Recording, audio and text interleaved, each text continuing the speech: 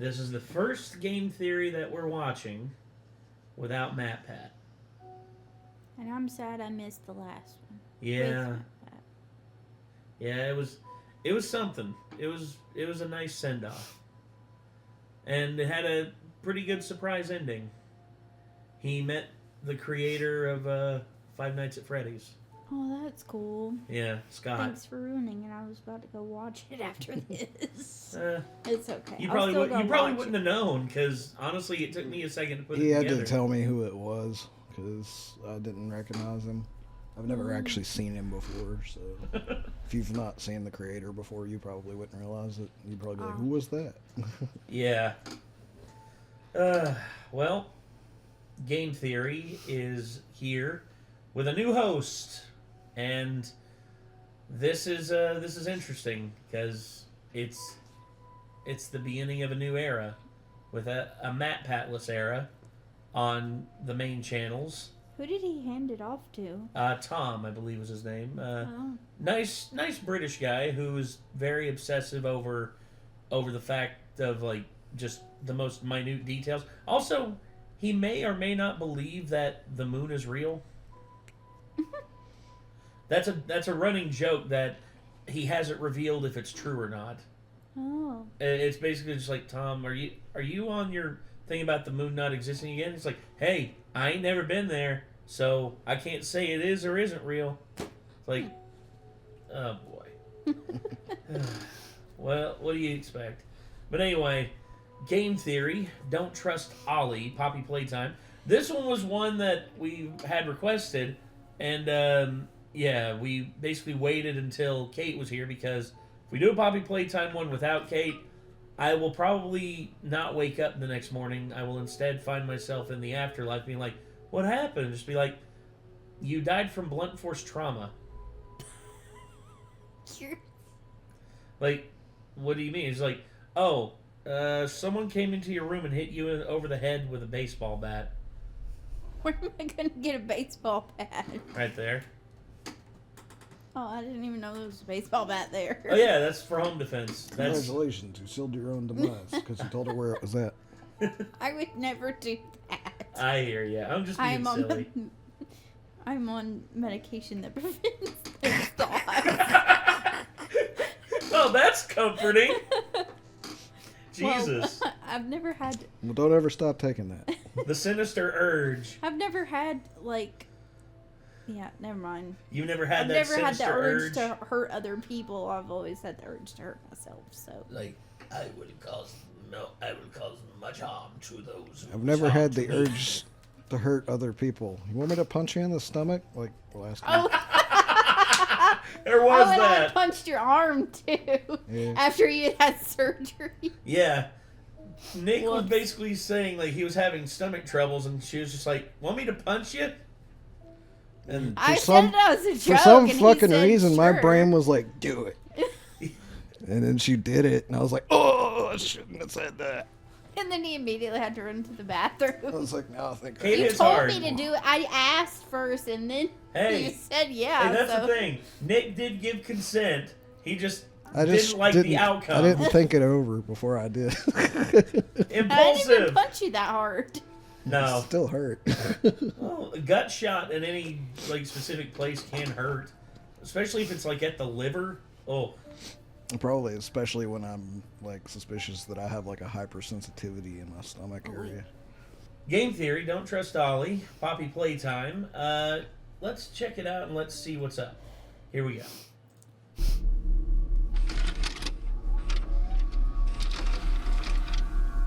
Greetings, theorists, and welcome to your first day here at Game Theory. Oh, I love Join his our voice. community whose diligence and care for others will help shape a brighter future.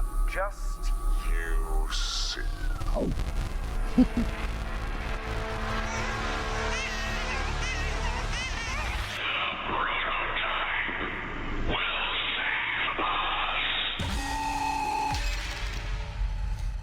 Yeah, Hello, that's Internet. Welcome to one Game Theory, the fact show that that I might do be a not little like. late to the poppy party, but hey, so are mob games, so fair is fair. Now, I'm sure you're probably wondering why MatPat suddenly sounds British, so let me introduce myself. I'm Tom. I'm from England. I'm allergic to apples. I want to be Dorko at axe throwing. Oh!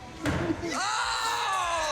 and this is my very first episode as the host of Game Theory. That being said, this is far from the first Game Theory I've ever worked on. I hadn't actually done the math until writing this episode, but it turns out I've written around... Huh? It looked like crap ton like the axe throwing at Frightmare Manor. It's similar, but there's a bunch of axe throwing places out there. But it would be cool if they did come to Frightmare one time. That would be. 140 theories over the last 3 years working here, which is wild. And I've covered so many different topics too. ARGs like Welcome Home, science and math episodes like Tom Nook is a Crook and Markiplier's Perfect Pokemon, which was fun, if not a little weird. And of course, I've written my fair share of indie horror lore for franchises like FNAF, Cooking Companions, and the topic for today's episode, Poppy Playtime. In fact, I've been working on Poppy Theory since the very first video back in 2021. Yeah, much like Matt has been around since the very beginning of FNAF, I have been around since the very beginning of Poppy. I was there analyzing every game, every spin-off, every trailer, trying my best to solve what the heck was going on in this abandoned factory. Now, over 2.5 years later, we finally gotten to dive into Chapter 3 Deep Sleep, and oh boy, this was a massive step up. The different enemy encounters, a much longer playtime, and the scare factor was turned up to 11. Oh my god, I hated that word. Weirdly, not the scariest teacher I've ever had. High school theater was... Miss Delight. I hated her. Yeah, she was a pain in that the was ass. So awful. Oh my gosh, dude. And it took so long to get through. Yeah, and Nick wasn't here for any of it. Nick It checked literally out. took us like 2 hours. Nick checked out right before we got into that, and then all of a sudden we were done with it, and he comes in and we're like, "Hey guys, what's going on?" It's like, "You missed it." God, that was Huggy coming through that damn do. TV though. Oh my gosh. Oh, the Huggy jump scare. That still is like one of my all-time like favorite like modern gaming jump or like frights, because you're not sure if it's real or not. And not only that, but there was a lot of people who watched our playthrough of it and be like, "I didn't know you could run away. I didn't know you could like turn around and run away." And I was just like, that "You was should the have first tried." thing. I was like, go. And then you were like, "How can?" It's like, "Why are you running so slow?" You know what? You literally just reminded me of something I keep forgetting to show you. What's that? I didn't ever get to show Kate the meme that someone made of her. Oh. There's a meme?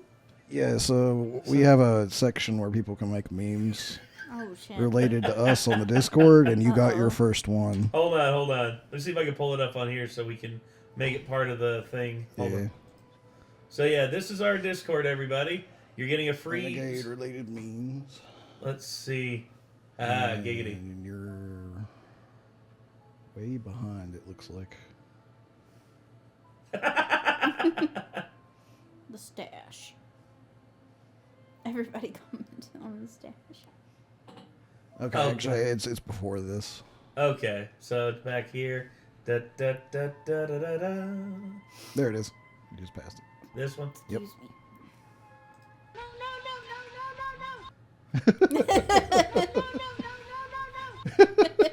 Is that me?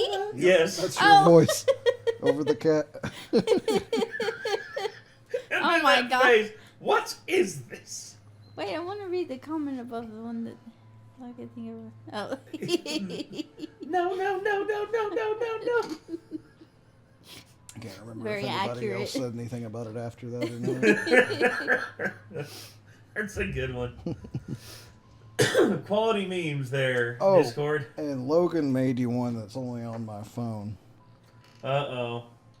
He didn't put you in a meme, he made a meme for you specifically. Oh, no. Oh, is this a try not to laugh thing? It's related to one that we were going to show you, but you didn't want to see it, and so he fixed it for you. Oh, right. Does he kill the clown?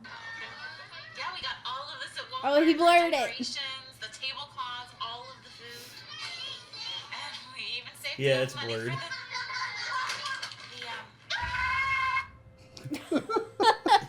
Yeah. Yeah, he's like, if I censor it, will she watch it? I was There like, you maybe. Well, that is better, actually. Thanks, Logan. Oh, my gosh. rough. But that moment's a little way into the story, so let's start from the beginning. We are dropped down a trash chute by the big bad of this chapter, Catnap. After escaping being crushed, we find our way down to a giant underground orb that contains the mysterious and horrifying location that's been teased since the end of Chapter 2, the Playcare. As we descend, we are introduced to a new character, Ollie, a young boy that speaks to us over a telephone. Yeah, bit of, like me and Nick were talking, a bit of a ripoff from BioShock, but still very good in its own right. I don't know what that is. It's one of the greatest games of all time. It's amazing. Phone and is working alongside Poppy and Kissy to take down the prototype. Why would I I'm not hate talking you? about the people in the comments. Okay. I don't know. It's okay. I don't play a lot of video Internet, games. Internet, be nice. Be nice. It's one of those games where like I've thought about whether or not we should play it on Scaredy Kate because it has its moments, but it's not entirely a horror game. Yeah. Makes sense. I think it's very much worth it in its own right to play. It's a spiritual successor to a game that is fully horror, but it's not as horror as its predecessor. Oh. I know you're probably mad at Poppy for not letting you escape, but she needs you. We need you. You are our mission. Together, we can save a lot of people. And by the way, my name is Ollie. Nice to meet you. Together, we solve some puzzles, have a few hallucinations, and encounter the Ew. terrifying Oh, Miss God. Delight and her good friend Barb. Finally, after all that, we come face to face with Catnap. And hey, a final showdown that isn't a chase sequence. Look at you, Mob Games. You really are growing up. After electrocuting Catnap, the prototype lowers his hand from the heavens. Catnap kneels in worship of his god, and 1006 stabs him in the face. We bring back the power to the Playcare, divert the red gas, and use the elevator to escape even lower into the facility. Seriously, how deep does this factory even go? Eventually, this game's gonna be us just trying not to melt from the heat of the Earth's core. But as we descend, we hear the Basically. final scream of Kissy Missy fighting something. Poppy yells after her, but we're too late. We lose the light, darkness takes over, and the chapter ends. It's very dramatic and definitely made the wait worthwhile, but Mob Games didn't just increase the quality of the mechanics, they also filled it to the brim with the good stuff. That's right, this Sky Dome is bursting at the seams with lore. We've got more VHS tapes, notes, death messages, all that show us that we were right about the red gas, what the Hour of Joy was, and when it happened. But while this chapter proved some of those theories right, it also threw other theories into question. Namely, what is the true identity of the prototype? For a long time, we've believed it to be the CEO of Playtime Co., Elliot Ludwig. However, with the reveals of this chapter, I'm no longer certain that's the case. And it all comes down to two characters. Our newest helper and guide through the Playcare, Ollie, and the often ignored and angry character we hear about from the VHS tapes, Rich. Something old and something new. Feels kind of fitting for my first episode, really. Step into my shiny metal cable car, friends. It's time for us to find the truth hidden inside this horrifying factory. Kind of makes me feel like Willy Wonka. Come with me, and you'll be in a world of pure annihilation. Eat your heart out, Chalamet. So to kick things off, Oh, come on. The reason why that is so funny is because your mama has literally watched all 3 Wonkos in the last 3 days. Really? She watched the Gene Wilder, the Johnny Depp, and the newest one? Yes, no, she watched it. She watched Wonka, the newest one, then Gene Wilder, and she just watched Charlie and the Chocolate Factory. Yeah, all to prepare for your nephew's performance. Well, nothing wrong with that. Yeah.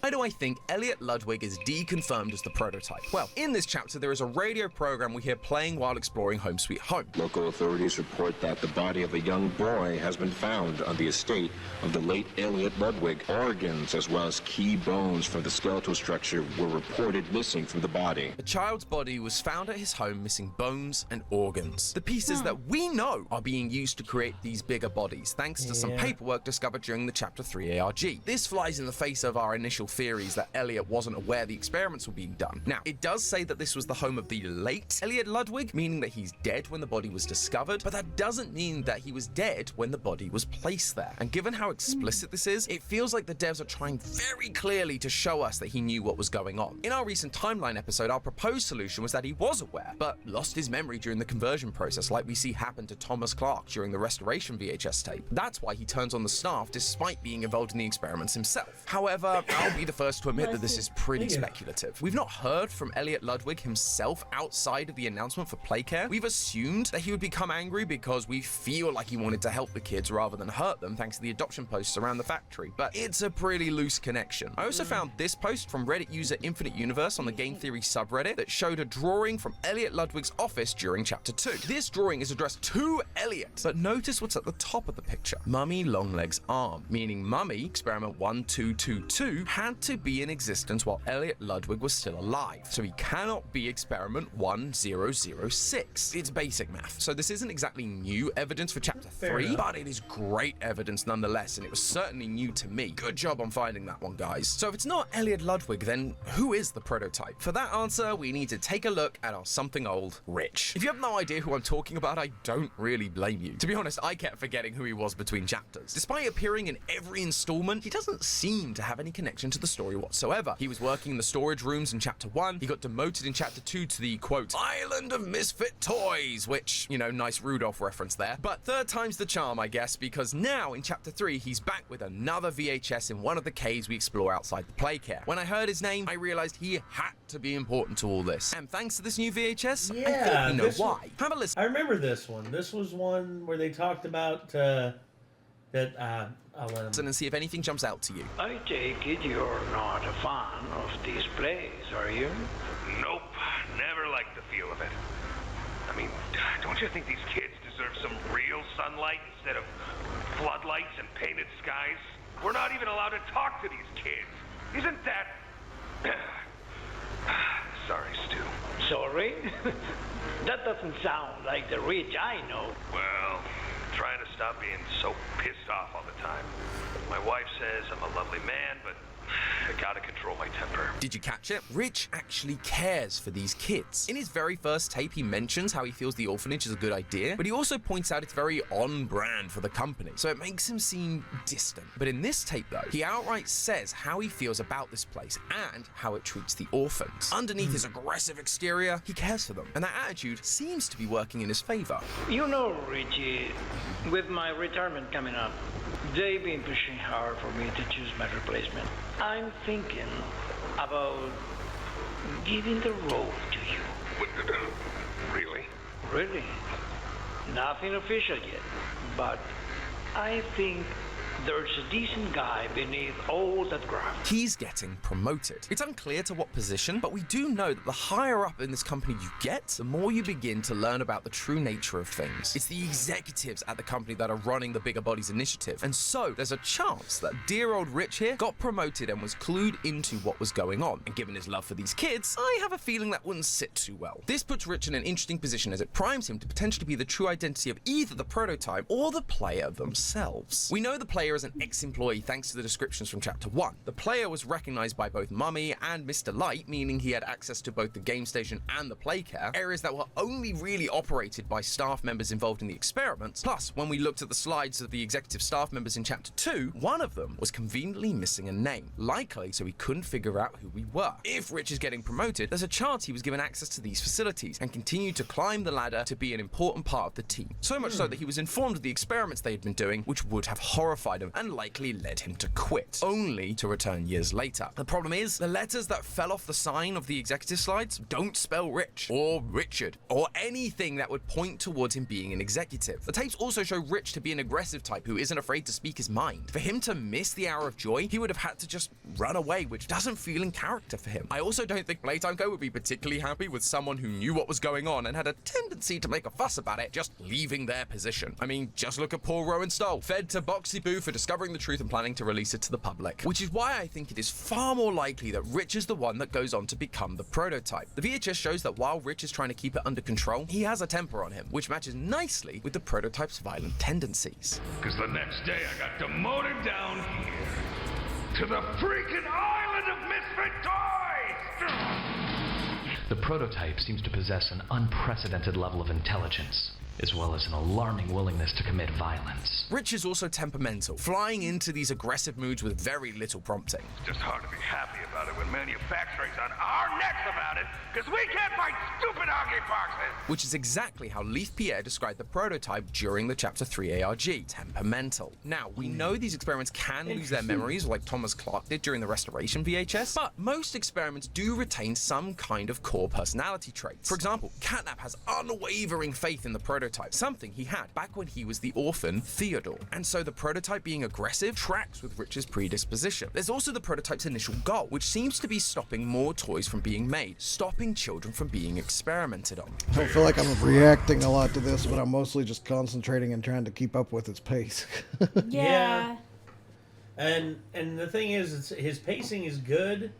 I'm just, it doesn't really lend much credence to like stop and talk about it because there's just so much that's being put out there. More toys, more like you. It has to be stopped. Which again ties into Rich's protective attitude towards these orphans. Don't you think these kids deserve some real sunlight instead of floodlights and painted skies? But once again, that's all interpretation. Mapping one character's emotions onto another isn't exactly solid proof. However, there is one more piece of evidence that I think ties Rich to the prototype in a pretty undeniable way. Outside the Playcare Dome, we can find Catnap worshipping the prototype at a shrine that's built using scrap metal and toy parts. But what's interesting about it is this part right at the front. Yeah. What? Yeah, apparently that's one thing that we missed, and when I was made aware of it, I'm like, you gotta be kidding me. That didn't happen. And I actually went back into the game later, and I went to this chapter where we got down there, and I looked, and there it is. Is it in our playthrough? No. Sadly, it is not. Wonder why A we human missed it. skeleton, acting as the head of this abomination. But it's not just any skeleton either. This skeleton is wearing a hard hat. I know, that seems like a really random detail, but think back to all the tapes we found of Rich so far. Each one has been found in the location that Rich was working in. Chapter 1 was the storage room, Chapter 2 was the rejected toy room, and in Chapter 3 we find his tape inside the cave next to toolboxes, construction platforms, and builder's lights. Rich was working in construction, likely after being demoted again from the rejected toy department. Now, I'm not saying that this skeleton is Rich. Instead, I'm saying that much like the shrine is symbolically showing us the prototype and how it's made of lots of toys, this skeleton is symbolically trying to tell us that Rich, a construction worker, is the human inside the prototype. A man who was angry at the company for destroying the lives of these innocent children, and so given the opportunity, took revenge. It also lines up pretty well from a timeline perspective. It might be easy to think that if Rich became the prototype, he couldn't be angry at the company or their experiments, as the children weren't turned into toys until after the prototype was made. But that isn't necessarily the case. Remember, the prototype is experiment 1006, and in Elliot Ludwig's office, there's a note talking about the experiment using poppy gel to revive dead rats. It's the one that has the line about using larger subjects, i.e. children. This test was labeled 814, almost 200 experiments before the prototype came into existence, meaning there were 200 failed experiments before they found success. This is what Rich discovered, the plans to turn these kids into monsters. Maybe he even witnessed those 200 experiments fail, the lives of those orphans lost in the pursuit of science, innovation, and cheap labor. So he did what he always did. He complained. He tried to get it shut down, but obviously it didn't work. And Playtime Co. did the only thing they could do to stop him going to the press. They used him as another test subject, helping to create the first successful experiment, 1006. And so he rallied the toys to help him take revenge on those who harmed them, promising them the one thing they've longed for. That is a clip from the song Sleep Well by CG5, a song made in partnership with Mob Games and was posted to the official Mob Games YouTube channel. It is an absolute bop, but what's more important is the extra lore hints it gives us. The song shows the toys prior to the Hour of Joy, repeating over and over again that they want freedom. This was the reason for rebelling and causing the Hour of Joy. This is what the prototype was promising them, and as we know, they succeed. They kill off all the staff members, they have control of the factory, save the orphans, and yet, when we return, the toys are still here, still serving 1006. They never got their freedom, but why? Well, in the song, we do hear this repeated lyric. an artificial facade from a fraud of a god. And it makes way more sense when you check out the other version of this song that was released on the same day on CG5's channel. The song is exactly the same, but the video is different. It's set after the Hour of Joy, with a destroyed Playtime Code factory, scratches, dust, and blood lining the walls. The toys are still singing about freedom even now, and so it feels like Mob Games spelling out that 1006, the only character we know that has been compared to a god, is a liar, and we can see this for ourselves in the Chapter 3 death screens. We've believed for a while that these death screens are not coming from just one person, but rather multiple. Most notably, however, any message with capital letters seems to be coming from 1006 himself, and in this game, one of them stood out to me. This research must stay buried. Nobody may leave. He was never going to let the toys leave the factory. Instead, he wants to keep everything locked away. And I get it. I'm not sure the world is going to be super accepting of a bunch of flesh-eating sentient toys. But more importantly, if all these experiments were done in the pursuit of cheap labor and eternal life, it wouldn't take long for others to try and do the same thing again, harming more children and causing more pain. The toys from Playtime wouldn't be safe either. They would become case zero in these new experiments, picked apart and tortured so they could figure out what makes them tick. It would mean more pain and suffering for those who've already suffered enough. As one of the death messages says, these souls deserve peace, which won't come to them if they are released into the outside world. But clearly they aren't at peace down in the factory either. Like the song shows, they're still begging for freedom all these years later. And now characters like Kissy Missy are helping us because they realize the freedom that 1006 promised them isn't coming. They're turning on him, they're restless, which then leads Catnap to tie up and torture anyone that loses faith, these so-called heretics like we see with Dog Day. However, it is Catnap who is blinded by his faith, because another death message reads, "Burn this place to the ground." Combining that with the message from earlier about keeping all the research buried, and I think we have a pretty strong idea of what the prototype is planning. He wants everything the company ever touched destroyed, be it the poor children that got turned into toys, or the executives at the company like us who performed these horrible experiments. All of them must burn along with this place. From his perspective, this is an act of mercy, at least for the toys. They will finally be put to rest. Finally, they will know peace. Which is why, while Catnap is suffering during Chapter 3's final boss fight, rather than helping him, the prototype kills him and drags him away. He stopped Catnap's suffering. But for those of us who did these horrible things, we need to see justice. And that is why we are here. We are the last senior employee that remains. We need to pay for our crimes to make sure that the horrors that happened in this place never happen again. But for that to work, he'd need to lure us here, to put us in dangerous scenarios we likely won't escape from. Something that stood out to me was the final tape we receive in this chapter, a tape from Harley Sawyer, the doctor, the one who started the Bigger Bodies Initiative, talking to 1006. There are a couple of key details in this tape, like the fact that Prototype occasionally slips from singular pronouns to plurals. I possess A question. You stick us. beat us. Tear at flesh. Do you feel it? Which does make sense when you consider he's adding other toys to himself, making them part of him, like Mummy Longlegs told us. But the big takeaway for me was this last section. Regardless, I learn something new about you every day. Thank you. You thank me. Absolutely. I learn something new about you every day.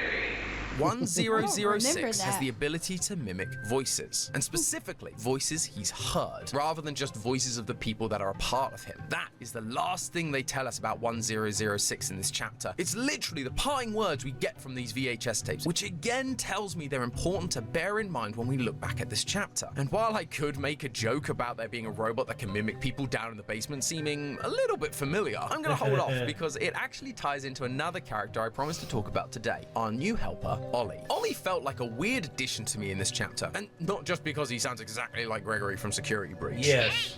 Can you hear me? Gregory? Kinda lost. That's exactly what I said. Gregory? Someone said Gregory. Stop. Not Gregory. Gregory? You made it here? Oh no! Who's this? Gregory? No. Check this out. Look at the two. Gregory. Yeah, you're not really helping out. No, literally, I was just like, Gregory? Is that you? What are you doing here? FNAF connection here, Mob Games. Regardless, I found his presence odd purely because of one crucial detail. He's a child. The factory has been abandoned for 10 years. Any child that somehow survived this long would be at least a tween at this point. And he does have to be inside the factory as well. Otherwise, how does he send us keys to the various parts of the playcare? It also seems unlikely that this is just a toy with a child's voice. Every toy we've encountered, Mummy, Poppy, Dog Day, all have adult voices. So if he was a toy, he wouldn't sound the way he does. But then, who is he? Simple. I'm suggesting that Ollie is a voice that the prototype is using to deceive us and Poppy. There's this drawing from chapter 2 that shows a child playing with all the bigger bodies, and in it you can actually see Poppy standing there playing with the child. Poppy is the one that tells us to trust Ollie, which makes me think that he might have been a child she played with in the facility, and that's why she's willing to trust him. Plus, if you go through the game files and look at previous maps, you can find a room in Home Sweet Home called Ollie's room, meaning he was a real child in the play care at some point, which would have allowed 1006 to mimic him. And here's the thing, up until now, we've managed to escape both the likes of Huggy Wuggy and Mummy Longlegs without any help from anyone. Why now do we suddenly need help to get through the play care? Sure, Ollie does have all the keys to the facility, but when it actually comes to things like puzzles and monsters, he doesn't offer us any help or advice. He goes quiet and just leaves us to it. The only time he speaks to us is telling us where to go next, leading us into more and more danger. When you be catnapped, you also get... Bring. Yeah. It's all quiet and dark, and then the phone rings and it scares you. Hello? Hi. You're going into a place I can't follow. It's like, oh God, of course. You don't have any friends in there. You did it! You must feel pretty good. With Catnap dead, you're one big step closer to the prototype. One step closer to winning. You've made your choice. You're staying to help Poppy. Well, finish the job. This win is yours. The words are technically correct. The best kind of correct. But the tone feels off, almost sarcastic. Especially that line, "You've made your choice." Like, my guy, I've been helping Poppy since the beginning. That hasn't changed. And also, I couldn't escape even if I wanted to. What I think this is a slipping of the mask. Ollie accidentally revealing his true self because he doesn't want us to win. He wants us dead. Now, he doesn't speak entirely in plurals, but as I mentioned earlier, neither does the prototype, especially when he's mimicking someone else. I learn something new about you every day. I learn something new about you every day. That being said, Ollie does occasionally use lines like this. But she needs you. We need you. You are our mission. You are our mission. In the context of the scene, it feels like he's talking about him and Poppy, but calling us their mission feels like a strange choice of words, especially when you remember that 1006's mission is to lead us here and kill us. Throughout the rest of the run, he also uses we a lot, again, in a way that could be interpreted as him talking about himself and the player, but then there's lines like this. We need to make that red smoke go left instead. The we in the subtitles is capitalized, and despite multiple updates to this game, it's still there, at least at the time of recording, which makes me think it's a purposeful decision. This isn't the first time we've heard from Ollie either. During the trailer from Phase 3 of Project Playtime, we actually hear him giving the opening monologue, teasing us as to who he really is. Compassion is the discarded gem of the Forsaken. Call me a Forsaken fool. If that's not him admitting he doesn't care about us and our freedom, I don't know what is. He has lost his compassion, just like Rich, the prototype, lost his compassion not only for his fellow staff members, but also for the children he wanted to protect. He will kill anyone that stands in his way, just like we hear happening to Kissy Missy at the end of the chapter.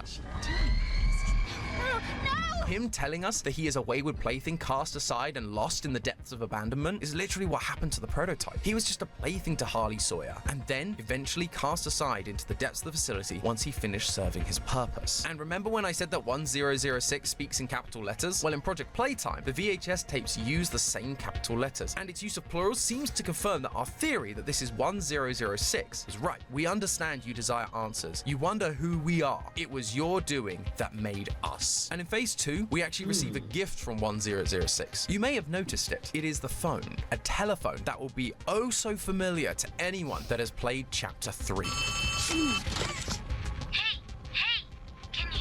The telephone, the monologue, the mimicking voices, it all points to our new friend Ollie actually being the prototype. A fake voice mimicked from a child he once knew to give us a false sense of security and allow us to be manipulated. All in the hopes of fulfilling his goal of burning down the company that has tortured so many people. But after all this time, the prototype, Rich, the once kind man who dared to stand up for what he believed in, he doesn't care who he hurts. You, Poppy, even the children he swore to protect. Their deaths are now just what it takes to see Playtime Co.'s legacy removed from the face of the earth. And so, if we want any chance of surviving the next chapter, we need to remember one thing. Don't trust Ollie. And also remember, that's just a theory. A game theory. Thanks for watching.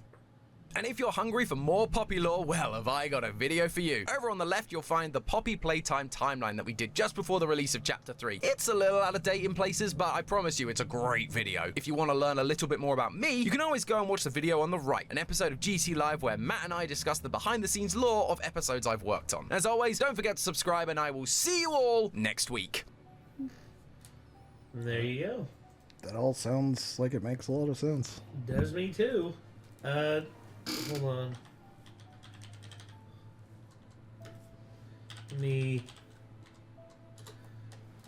just need to make sure I actually did say it. And you're not playing as the man. And that's what I think. You start drug you. Oh yeah. And of course my classic bit here that made everybody laugh as the most like popular comment on the video. Remember about you? What's that?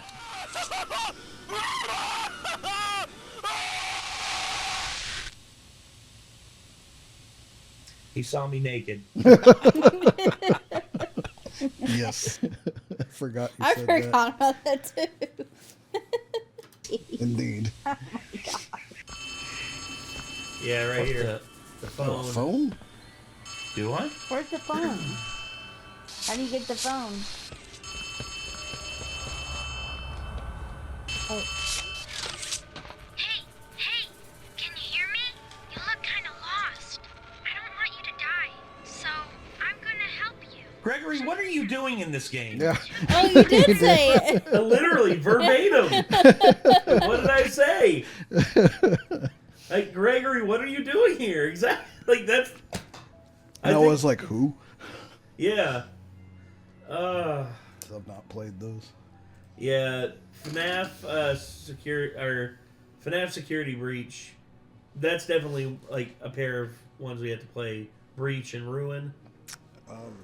I have one. I can't remember which one it is. Oh gosh. But I have one for VR. oh, that's Help Wanted. There's Help Wanted 1 and 2. Help Wanted 2 came out not too long ago. And a lot of people are just like going crazy over it. Yeah, I have Help Wanted. Well, that's another one we can dip our toes into and see what kind of craziness we can get into. But yeah, for now though, I mean, those are some pretty that's a pretty good theory. That is actually a pretty damn good theory from Game Theory, and I would say like they're paying close attention to everything that we're getting in these games. So the closer it gets to the end of the series, I think the more accurate their theories are going to start to get. Well, I'd be totally willing to believe that's exactly what it's going to end up being on this one. All right. Hey, I I mean, don't really have any ideas otherwise of how I would say I don't think so because of X or Y, you know. So I hear you. Well, I all think in due time. Rich, like tying that back in. I think Rich. I like what he did. He does have solid evidence. Well, yeah. Tom always has been like one who's been very thorough with his research. That's something that a lot of people have said about Rich, and it shows. And it makes sense that Ollie, like, it's all the same person. Yeah. Ollie is Rich, and Rich is the prototype, and... Yeah. If there's one thing video games have taught me, it's that you never trust someone who is only a voice. That's the other thing, too. You can't even trust someone who's a voice and a face. Gosh. Well... Master, what the hell's going on? Oh my god. For an example. Yeah. Anyway. Well, I think Tom did a really good job with this. I did too. Tom, for your first Game Theory, Yo Solo Mio, way to go, my dude. When you have an awesome voice. Yeah. Yeah. But anyway, that's going to do it. We're going to end it here. Thank you again, everybody, for tuning in. And until next time, I'm Nate. I'm Kate. I'm Nick. Y'all be good people. Take care. Bye-bye.